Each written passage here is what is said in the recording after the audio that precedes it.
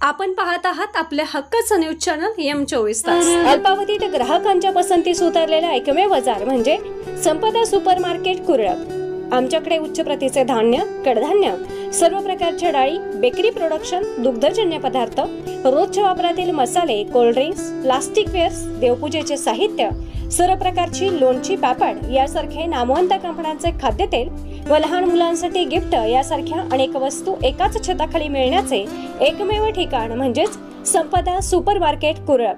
मग वाट कसली बघता, या, पहा आणि खरेदी करा। आमचा पत्ता संपदा सुपर मार्केट कुरळप फाटा कुरळप, तालुका वाळवा, जिल्हा सांगली।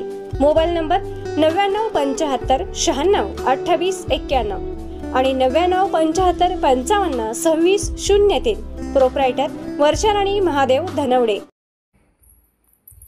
पलूसमध्ये तब्बल 2 लाखाची लाच स्वीकारताना पोलीस उपनिरीक्षकास अटक। एसीपीची मोठी कारवाई। पलूस पोलीस ठाणे येथील कार्यरत असणाऱ्या पोलीस निरीक्षकास तब्बल 2 लाखाची लाच स्वीकारताना एसीपीने अटक केली आहे।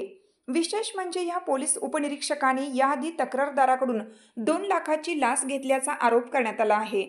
एसीपी या प्रकरणाचा आता सखोल तपास करत आहेत।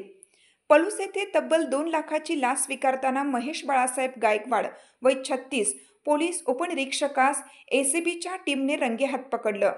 पलूस पोलीस ठाण्याचे पोलीस उपनिरीक्षक महेश गायकवाड यांना एलसीबीच्या सांगली युनिटने रंगेहात 2 लाख रुपयांची लाच घेताना अटक केली।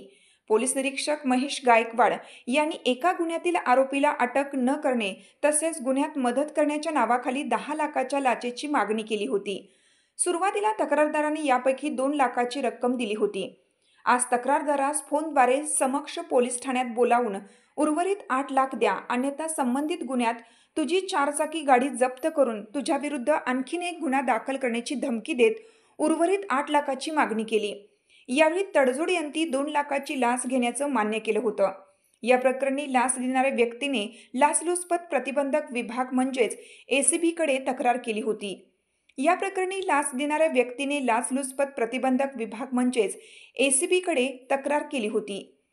अखेर आज सांगली एसीबीने सापळा रचून पोलीस उपनिरीक्षक गायकवाड याच त्याच्या केबिनमध्ये 2 लाख रुपये स्वीकारत असताना रंगेहात पकडण्यात आलं। या प्रकरणी सांगली लाचलुचपत प्रतिबंधक विभागाचे पोलीस उपाधीक्षक उमेश पाटील यांच्यासह पोलीस हवालदार रामहरी वाघमोडे, प्रीतम चौगले, अजित पाटील यांच्या पथकाने ही कारवाई केली आहे। या घटनेनंतर पलूस शहरात एकच खळबळ उडाली।